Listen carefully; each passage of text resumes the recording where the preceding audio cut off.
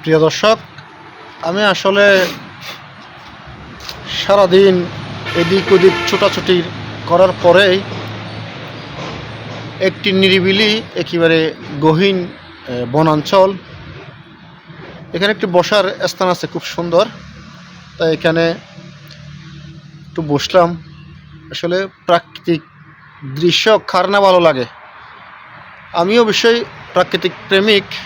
আমাদের দেশে প্রতিনিয়ত পরিবেশবাদী সংগঠন যারা আছেন তারা পরিবেশ নিয়ে কাজ করেন, আর বিভিন্ন বনের যে গাছপালা সবুজ প্রাকৃতিগুলা রক্ষণাবেক্ষণের কাজে দায়িত্বে আছেন।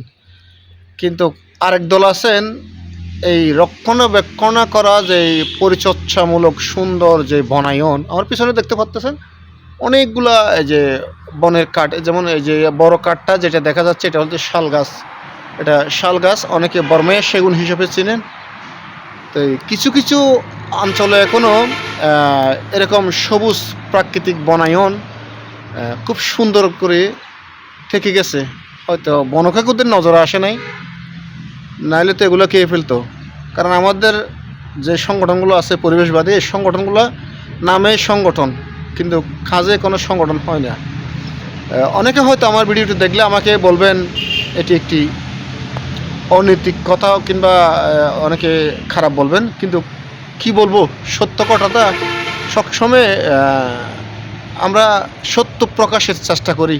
কিন্তু কিছু অসাধু মহল আছে যে সত্যগুলো গোপন রেখে, আড়াল রেখে, যেই মানে তারা চায় তাদের মতন করে যে আমাদের সেই বাংলাদেশের প্রাকৃতিক সম্পদগুলো নষ্ট করতে।